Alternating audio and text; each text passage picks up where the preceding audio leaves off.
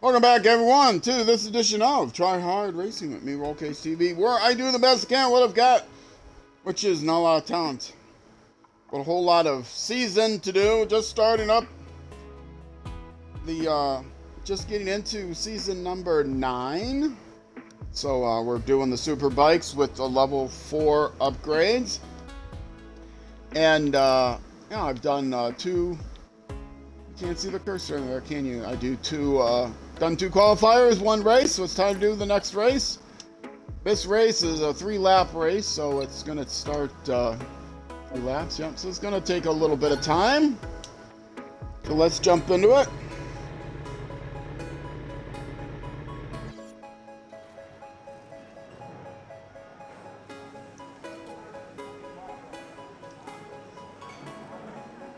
It's interesting that my viewer count goes down when I actually start. I haven't even started yet. Come on.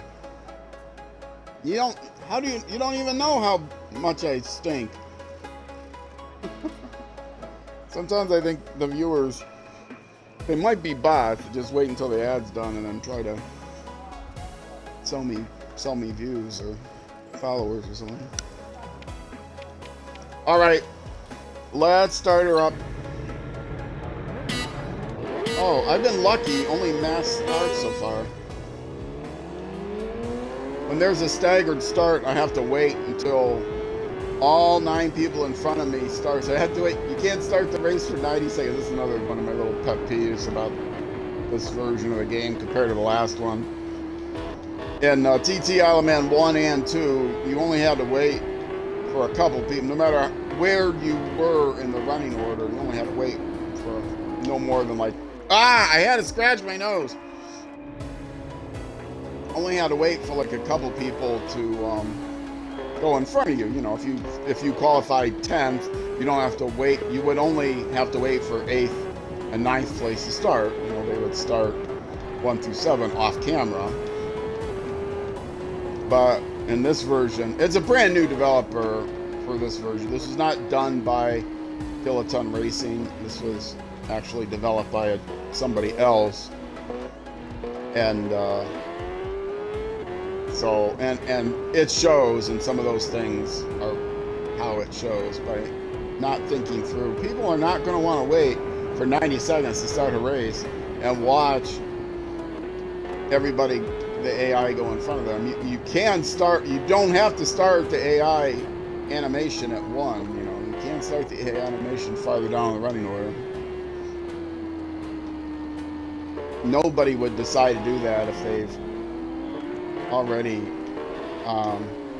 oh no, you guys had wrecked, which is why you're going so slow, and then I ended up, you were ghosted, and I still ended up running into the wall because I got disoriented and because I stink.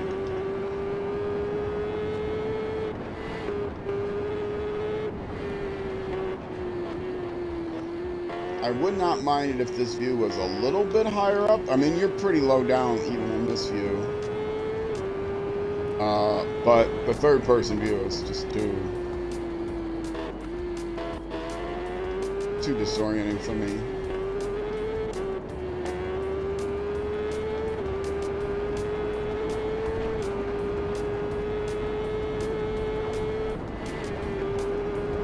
But this does make it much harder to see road that's coming up, and I don't have any of these roads memorized. You think I would memorize a course just because I've played racing games for 50 years? How many years did the first racing video... When did the first racing video game come out? I know I played on the old Atari original video game system, known as the Atari 2600, because that was the model number. It wasn't sold as 2600 when it first came out, but then it became known as the Atari 2600, I think, when they had other ones. But yeah, the original Atari video game system had a game called Night Driver. Yeah, Night Driver. And is it Night Driver? Night Racer? I think it's Anyway. And that was a first-person racing game, which was really kind of cheap. You played with a paddle controller, I think. Maybe you played with the joystick. I don't remember. I mean, the paddle controller would give you more control because the joysticks back then were all analog, were all just digital. I think you played with a paddle controller, which would make sense. And yeah, you just drove. Your car would move laterally left to right across the bottom of the screen, and you can look it up, Google it, Bing it, look Wiki it, Wikipedia it. Yeah, and the road was just these vertical lines that were supposed to be like reflector strips, I guess, on the side of the road. And then there was a line, a center line, and there would be other cars that would show up. You had to drive around, avoid, but mostly you just had to stay within the lines.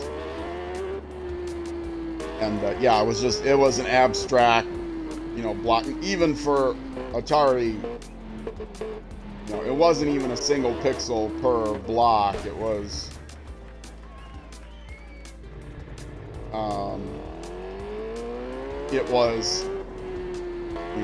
a very large rendition. It was like 4 virtual pixels wide by 6 virtual pixels tall or something.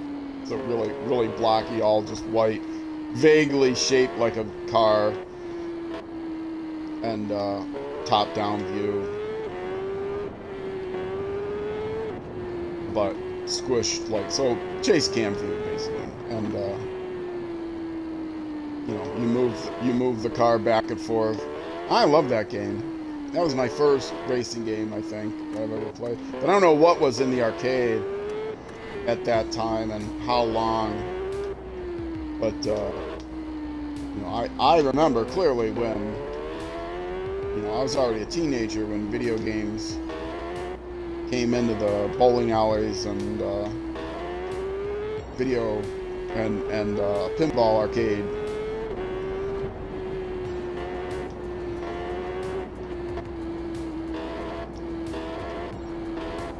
So that Pong is over 50 years old. I don't know about the first racing game. And I don't remember the early racing games in the arcade.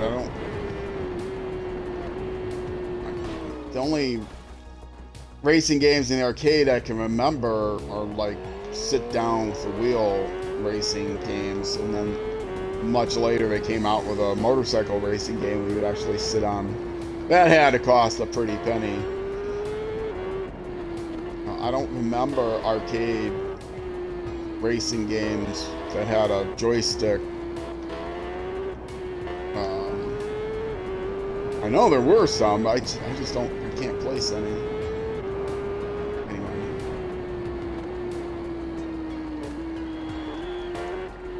It's a whole genre on itself. Racing games. And then motorcycle racing games are even smaller subgenre of that, I imagine. But yeah, my barrel roller buddies all have their wheels. You watch someone playing, like rally racing games on video, which. I suppose people play some of the more popular, like F1 or whatever, with controllers, but I'm not even sure if that's in the majority. A lot of the more sim, quote-unquote, like games, like Assetto Corsa, Project Cars, Dirt Rally Series, WRC games, those kind of games. Even Forza Motorsports, they're played with wheels, or Forza, or whatever the PlayStation one is, Gran Turismo.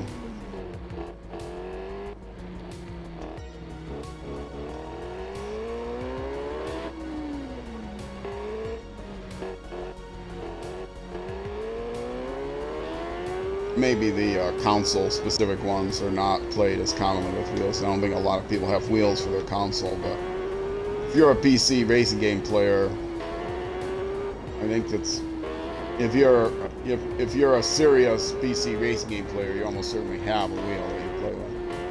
But you don't necessarily have, like, you know, a big rig, you know, custom-built frame rig. You know, you might. More likely than not, I think they have a wheel that's just, you know, bolted to a table or something. Wheel I have, and I do have a wheel, but I don't have it plugged into the Xbox. I don't have room for it to put it anywhere.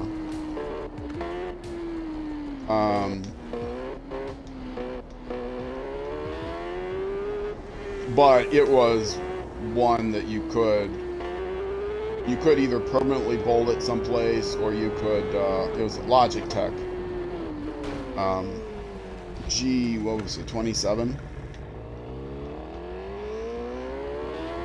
And it came with pedals and shifter stick and the wheel itself, which more expensive wheels, you buy everything individually.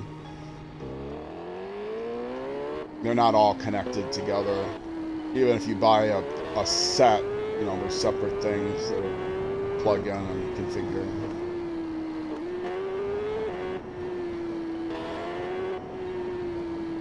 But that's a pretty good, it's got helical gears. It'll rip your arm off if you're not careful. It's not like, it doesn't have,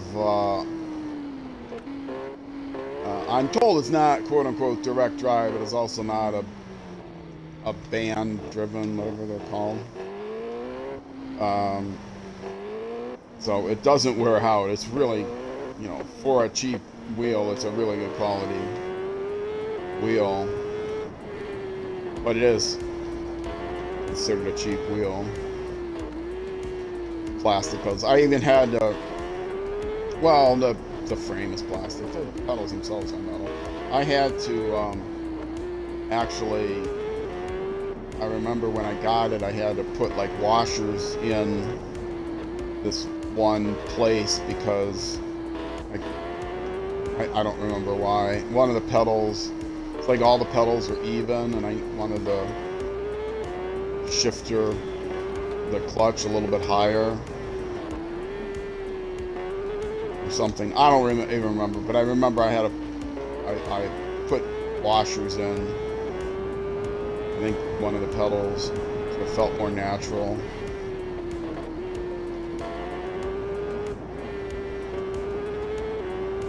Just little spacers, just give me a little bit more space on one of the pedals.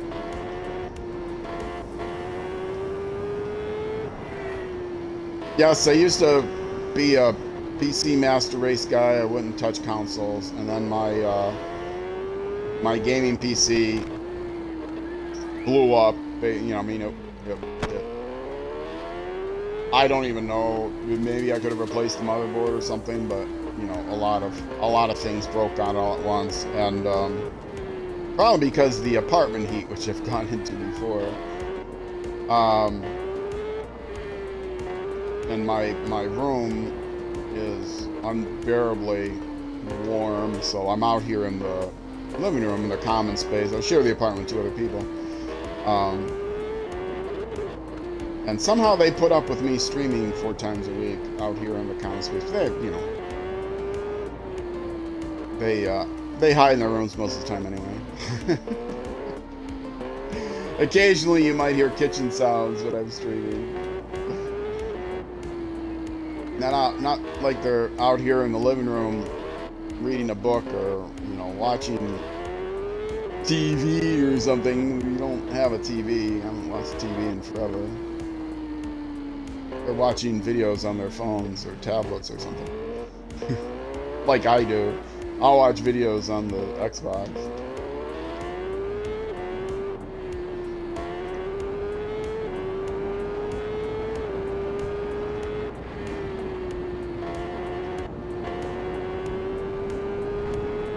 But yeah, there's no room out here to put the wheel anywhere. But yeah, once my PC blew up, I was like, you know, I am sick and tired of every time I get a new game having to reconfigure everything because my graphics card is now too old for it, or my motherboard is now too old for my, you know, CPU is too old for it, or my GPU is too old for it, or this or that has to be replaced, and can't get a new GPU unless you also buy a new power supply, and you know, every year something has to be upgraded, usually multiple times a year, or you just can't play, you know, the new game that you want to play, or you have to play it with you know, Atari blocky graphics. Atari 2600 graphics or whatever, you know, turn everything down. So every new game you buy, it's a challenge to try to get everything configured right, and then you have to buy a new component and then have to reconfigure everything again, and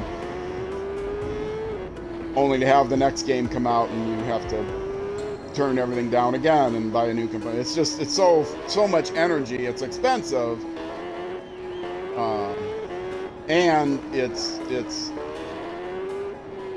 takes so much energy that, you know, I'm old now. I'm not gonna put that much energy into it, and I don't have that much money to put into it to keep up a quality gaming computer. So I just got an old laptop, and I've never even used. And I can do everything on the tablet and the phone now, and the Xbox. So that's what I play. I'm a big console fan now. After not wanting to ever touch a console, I'm a big console fan. But it's a different era too. I mean, console games now, more and more games, top, you know, AAA games are all released concurrently on the consoles and the PC at the same time. There's a lot of games you miss out on that are like independent games and things like that, but you know, a lot. I can still play a lot of games on the tablet if I care to. If I want to get, you know, ripped off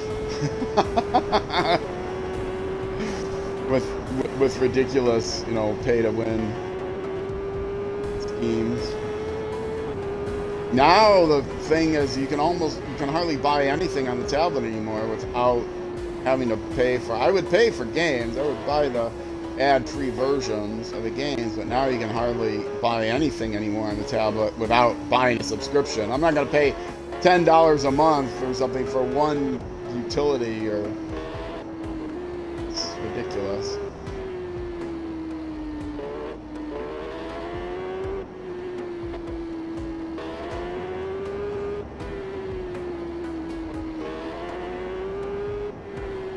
I mean, people, you know, gotta make money. They deserve to make money on what they create, but subscriptions are not the way to do it. As far as it's not the way to do it from a consumer standpoint. I had, there was one game I got, it was a solitaire game, and I bought the premium version, the ad-free version, right? And it was like $10, you know, it's a mobile game. I got it, had it for years, and then the people that made it were just like a couple. One guy did the programming, and the husband and wife team, I think husband and wife, whatever, and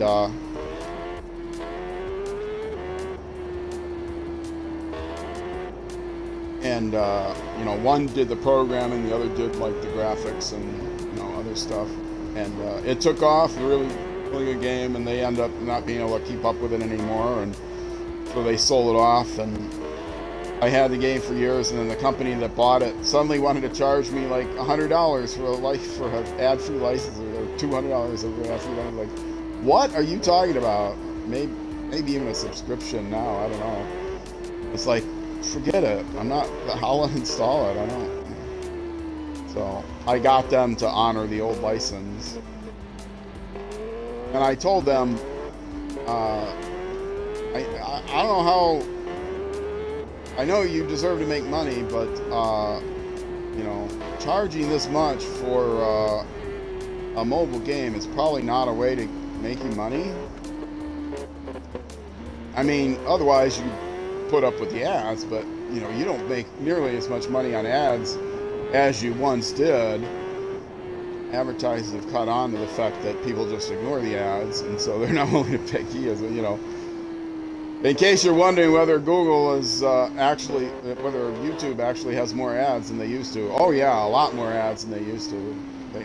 They want to sell their subscription service, but also the content creators make a smaller and smaller percentage, and they get less and less revenue anyway because the advertisers are willing to pay less and less. So the company wants to make their profits, and they're not going to do anything that's going to lower their profits. So the way to do that is put in more ads and pay the content creators less. They're not going to take a haircut, as they say. I can't say. They control the platform.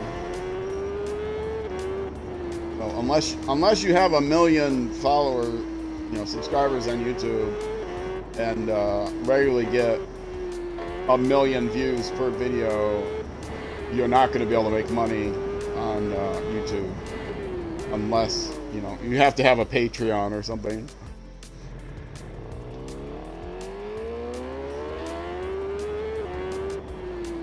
And I'm sure it's the same on Twitch. It's just a different environment than it used to be, as far as what advertisers are willing to pay.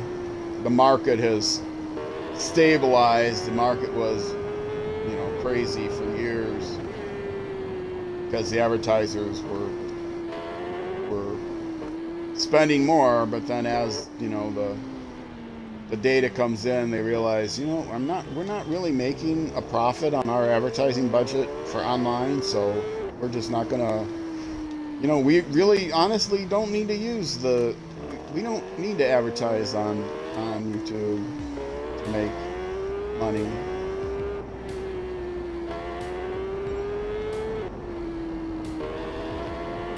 Not if we're a big, you still see ads for like the big air freshener companies, or to think about ads that run more recently, or the big dishwasher companies. See ads, certain times of the year for major retailers, or for major like clothing, fashion, design, or whatever. But a lot of the ads you see are smaller people that are just doing anything to get their name out there. The type of ad you used to see late night on TV infomercials.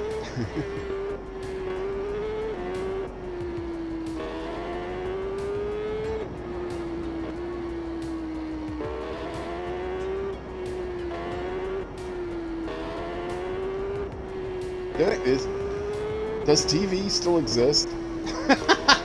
No, that's actually a serious question. Is everything just streaming services? Does broadcast TV still exist? I'm sure it must, right? Not just live streaming. Local TV stations have live streaming. Do they actually broadcast on cable? Does cable still exist? My internet provider no longer tries to sell me a cable internet package. I've got cable internet because the performance is a lot better than the old DSN I had. the old phone company internet. And they would always try to sell me, package deals. Like, no, I don't own a television. I don't want your cable TV service. No. But they haven't tried to do that for a long time. Now, I just upgraded all my equipment because they need to be upgraded, and I've got a much better bit rate and stuff now, even for the same money I was paying before, and mostly just because the equipment couldn't handle the current bit rate. I mean, not just mostly because I was not getting the service that I could be getting, the performance I could be getting out of the money I was paying, because my equipment wasn't keeping up with the amount, the upload download rate that they currently give you for that amount of money. But nobody's ever tried to sell me cable in a few years, so I don't know, does cable even still exist? And let alone broadcast TV. Does broadcast TV still exist? I don't know. Even though, just because I live in Minnesota doesn't mean I go out ice fishing and need to bring the old TV set with me. I didn't watch TV when it was broadcast / cable dominated. I wouldn't mind watching an occasional baseball game if I could get it, without having to stream it. But of course, I have no capability of doing that now.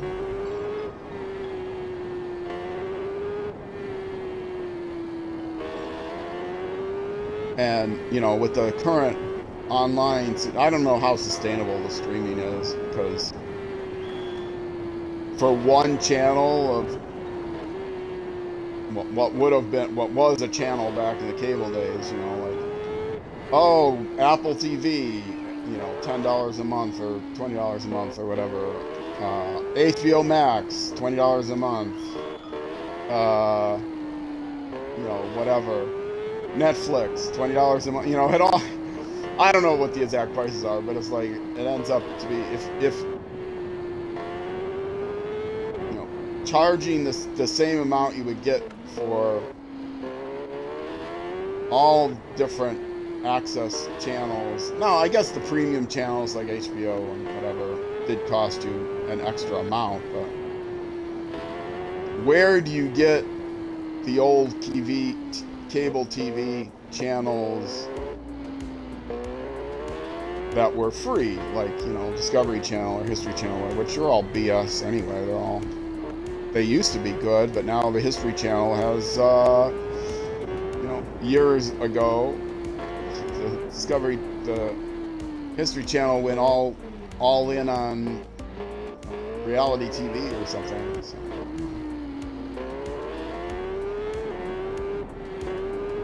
Can you still watch a network show? Anywhere? And, seasons, that's another thing. Oh, we're now in our 5th season of whatever, but a season is 5 episodes. Hold on.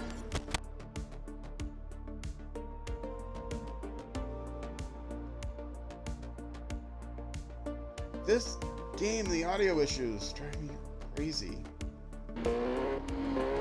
It's not my microphone. No other game does that. Try different microphones.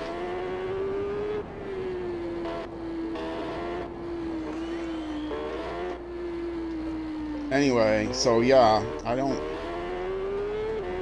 it's been so long since I've had any interest in watching any kind of TV. The last thing I ever watched on TV was baseball. And that was 20 years ago or something. And baseball's back, baby. As of the 2023 season, they put in some changes to speed the game up. They finally put in a pitch clock. For years, they've threatened to put in a pitch clock, and the players resisted. They ran it through the minors and it was successful. They tried to put in other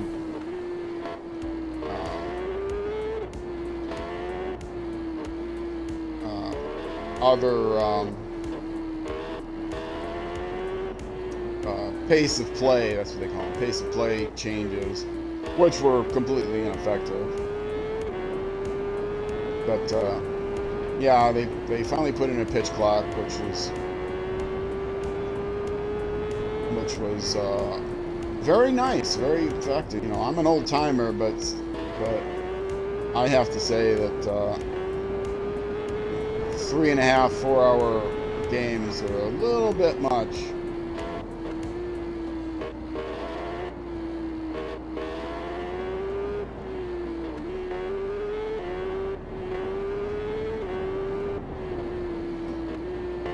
So yes, the viewership has increased tremendously over the last 2 seasons. And attendance has gone up too, so it's been a success. Now they're experimenting in the minor leagues with balls and strikes are still an issue, and the game slows down so just because people are getting thrown out of the game arguing balls and strikes so much.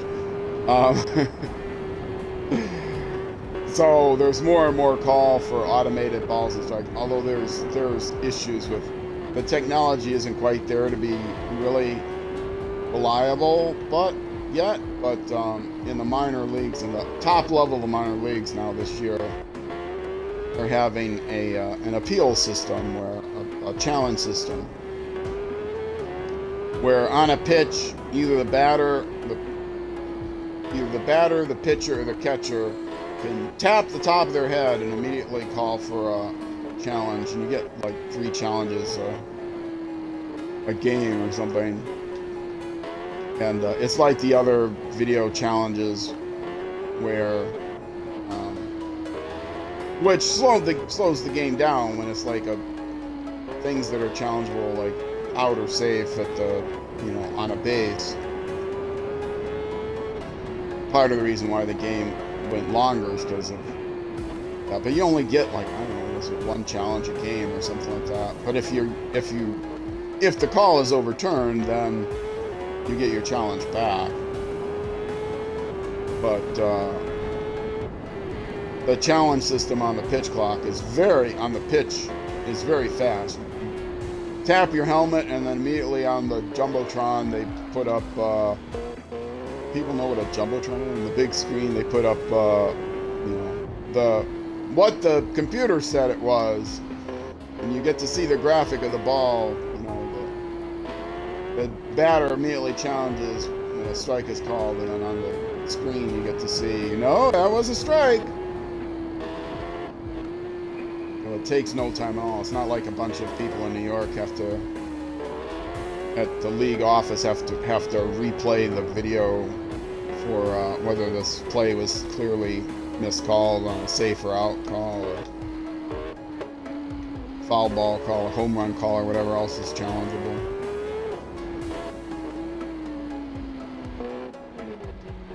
So yeah, the challenge system in AAA has worked out pretty well, I think. I mean, I don't get to watch Major League Baseball games anymore, so let alone minor league games, so I don't know.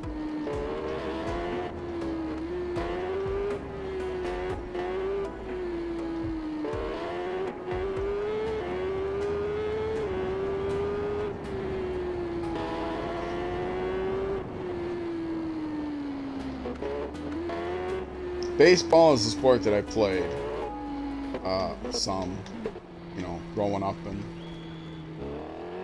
young adulthood and that sort of thing. So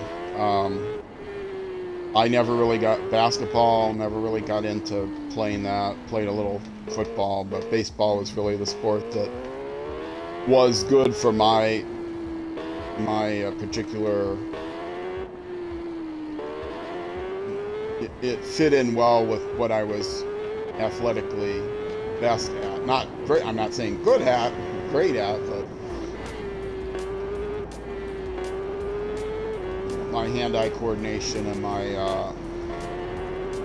flexibility, and I could field very well. So second base is my natural position. Didn't have the strongest arm for third base. Decent arm, accurate arm, but accurate at throwing off balance and stuff. That's what you need to be able to do for second base.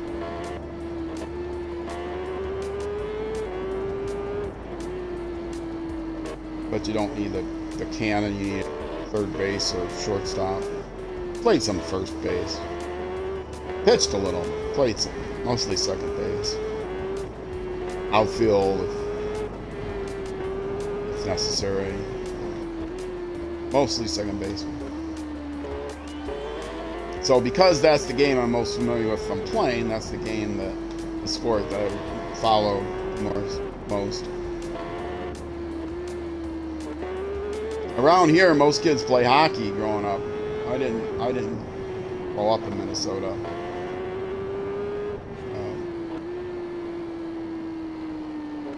I'm not just hockey. I mean, now soccer,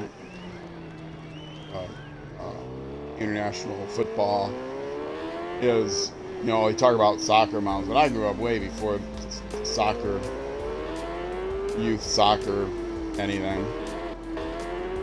I played soccer in gym class. That was about it.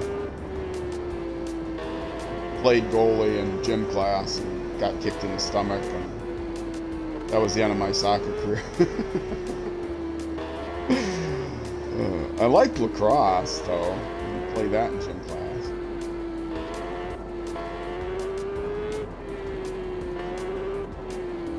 Can they say gym anymore? People know what gym teacher is. Stereotype gym teacher. I don't know, they say PE or phys ed. It was phys ed, and now I guess people say phi ed, or maybe it's just different.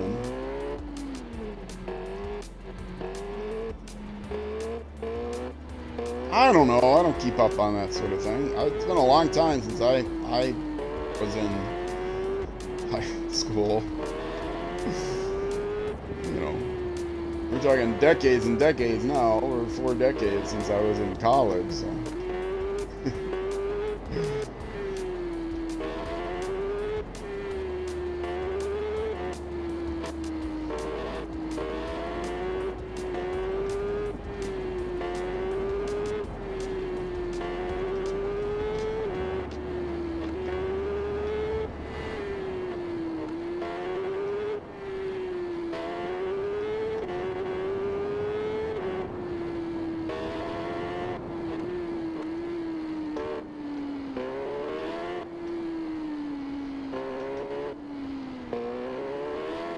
I'm quiet now because I'm thinking, what other sports, the range of sports that kids have available to them, I think is much broader than when I was growing up. But even still, you do motocross and stuff when I was. Soapbox derby, that's what you did. That was the racing the kids did back in the day, soapbox derby. I guess some parts of the country they had go-kart racing and stuff. Dodgems. That's the racing game kids play. Dodgems. Not racing game, it was a racing sport that kids played. Dodgems. Back in my day.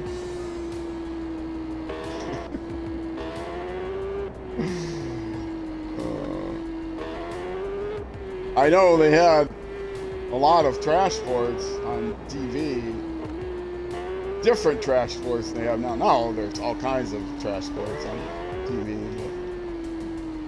But I was growing up, demolition derby and stuff, and figure 8 auto races where you can get T-boned, and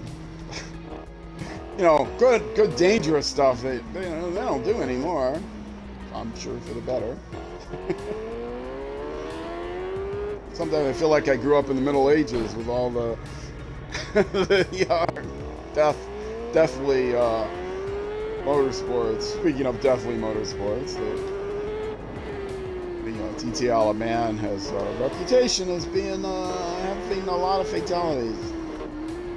For it might still be the case that they've had more fatalities than years of racing,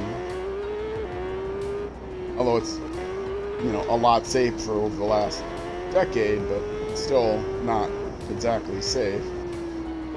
Racing at 150 miles an hour without any kind of runoff, with walls on a regular city street with guardrails and stone walls and stuff on the side and trees and stuff. Yeah, that's not exactly safe. And if it wasn't for the fact that it was on the Isle of Man, I'm sure it would be shut down. But Isle of Man is a major part of their economy, is the tourism from the lakes.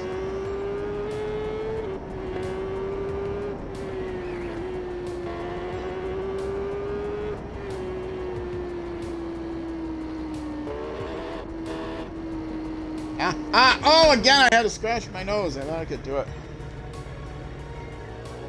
And still maintain control. I could not.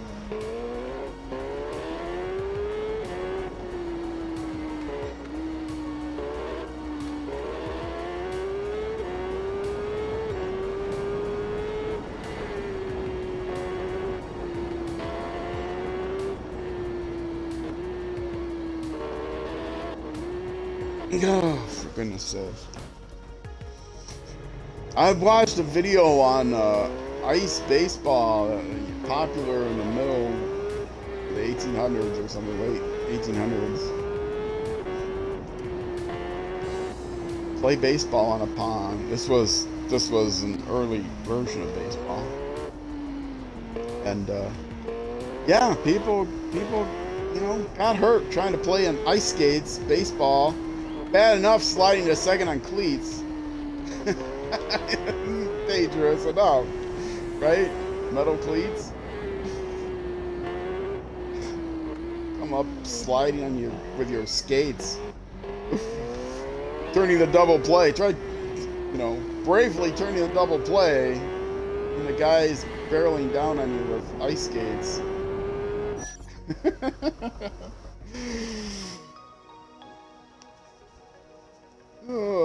And trying to hit a baseball on ice skates. Well, I guess trying to get a good fastball on ice skates. Well, they didn't throw hard back in that day anyway. They had to throw underhand, lock their elbows and stuff. Anyway, how'd I do? That's actually better than I thought it would be. Gap it took me 40 minutes. I thought between 40 45 minutes, almost 41 minutes. My gap to 9th is 11 minutes and 8 seconds. And the gap from first place to 9th is 41 minutes, or 41 seconds. In a 30-minute race for them, 30-minute race, 3 minutes would be 10%. So, that's under a minute. That's right around a minute and a half. Wait. So if 3 minutes is 10%, 1.5 minutes would be 5%. So that's like 2%.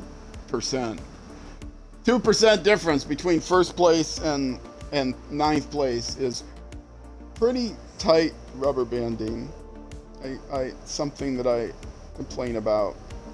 If you look at, I'm nowhere near the leader, so I can't even tell what the pack looks like, but in general, if I'm looking down on the map or something, the pack is very, very clustered.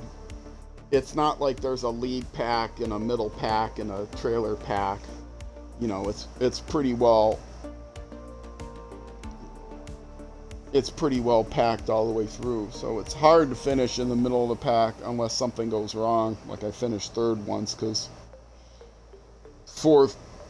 the first two AIs made it through, but the rest of the AIs all got tangled up with each other and kept resetting into each other. That's how I won a race once. The entire field got tangled up with each other and kept respawning on top of each other. And it wasn't until I crossed the finish line, the race ended, then everybody was no longer ghosted and just finished the race. Anyway, do